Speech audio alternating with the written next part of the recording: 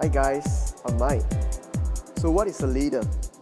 A leader is someone who influences a group of individuals to accomplish the same common goal, whether their goal is to design an efficient car, respond to an international military crisis, or to find a marketing plan. But now, there are many different ideas about how to become an effective leader. Some suggest that a leader should have different traits, such as intelligence or self-confidence. Let's start from the era of trait leadership. This theory states that leaders need certain traits to make them a good leader. In other words, it's focused on personality. Theorists believe that leaders are born either with or without the necessary traits for leadership. A successful leader is supposed to have the following traits: intelligent,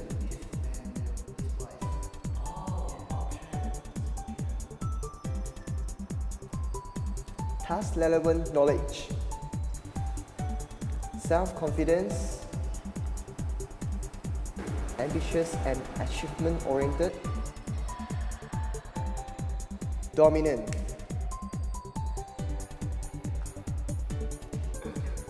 and socially skilled.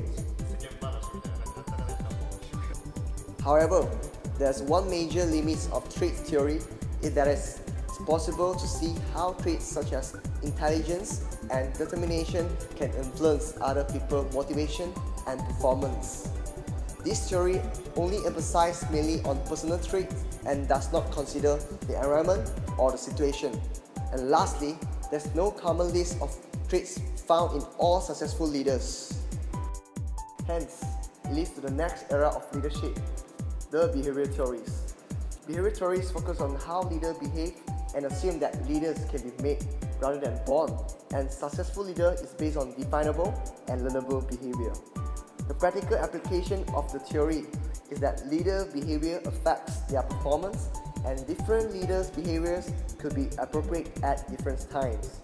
Although many research studies could be categorized under the heading of behavioral approach, such as the Ohio State study, the Michigan study, and the study by Blake and Moulton are strongly representative of the ideas in this approach.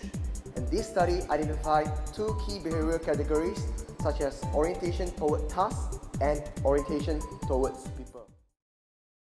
CK has been assigned to come out with the new product marketing proposal as the company will launch the product 1 week after the Chinese New Year. Let's look at how the task-oriented leaders and people-oriented leaders tackle on this issue differently while the deadline is approaching.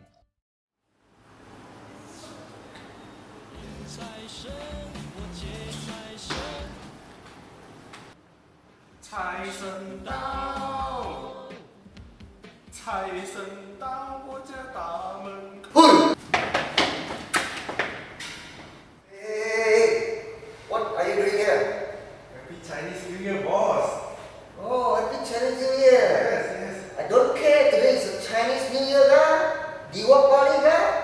I want a proposal by tonight on my table. Boss, tomorrow Chinese New Year can go back early. No. I mean right now, you have to finish it. But boss, but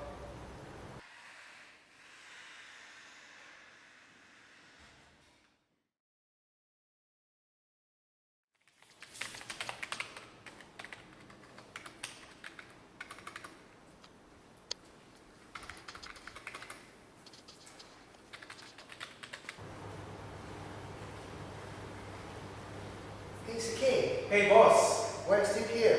I'm actually rushing the marketing proposal for you. You know today is Chinese New Year Eve. Yeah. You should spend the time with your family instead of being here walking around. But I think it's okay because I can just. It's okay, you can do it. You can submit it to me right after Chinese New Year. Should be alright. Really? Yeah. Thank you so much, boss. Happy Chinese New Okay. Year. Happy Thank Chinese you New so Year. much. In a nutshell, the main focus of the task-oriented leadership is simply getting the work done, while people-oriented leadership concentrate on getting the work done while at the same time pleasing your employees. However, specific leadership style may not be the best in all circumstances, and it was difficult to say which style its leadership was significant in enabling one group to to work better than another. While traits and behavior theories to help us to understand leadership, but an important component is missing, which is the environment in which the leader exists. So, it evolved to the era of contingency leadership. Contingency theory is a class of behavior theory that claims that there is no best way to organize a corporation, to lead a company, or to make a decision. In an attempt to explain the most appropriate leadership style based on leaders, followers, and the situations. If leaders adopt the same style under all situations, it may not be successful. So the first step of the conditioning model is to analyze and define the situation. Secondly, identify and implement appropriate leadership style to the specific situation. Lastly, there are two ways in which to improve leader effectiveness. It's either change the leader to fit the situation or change the situation to fit the leader. Let's look at the example.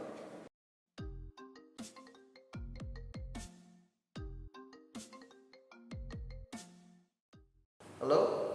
Mr. CK? Yeah. Alright, you want the Japanese translation letter before lunch hour? Alright, I'll make to you as fast as possible. Okay, thank you. Come in.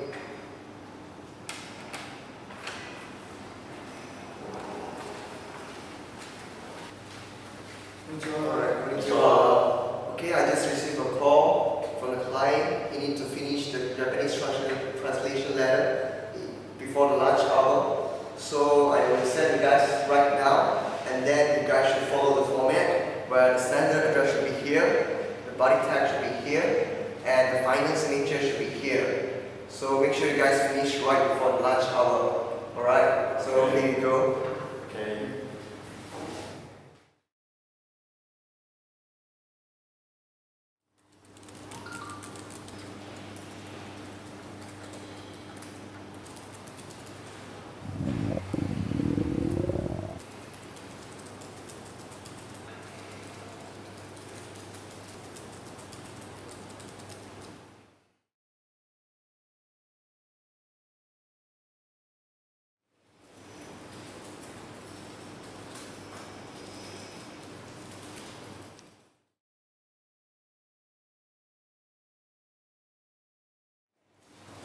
It should be here.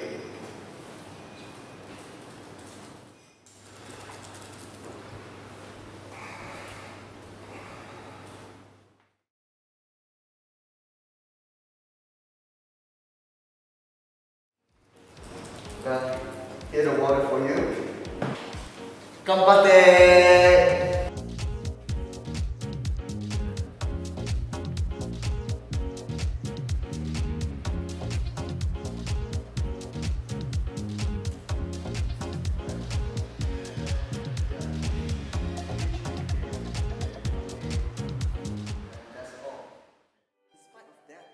These theories are ambiguous, making it difficult to formulate testable propositions and lack of accurate measures.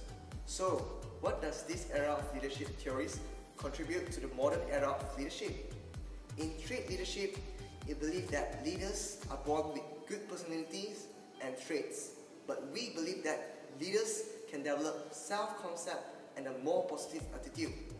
In behavioral leadership, it differentiates leadership style from task-oriented or people-oriented to autocratic, democratic, or laissez-faire.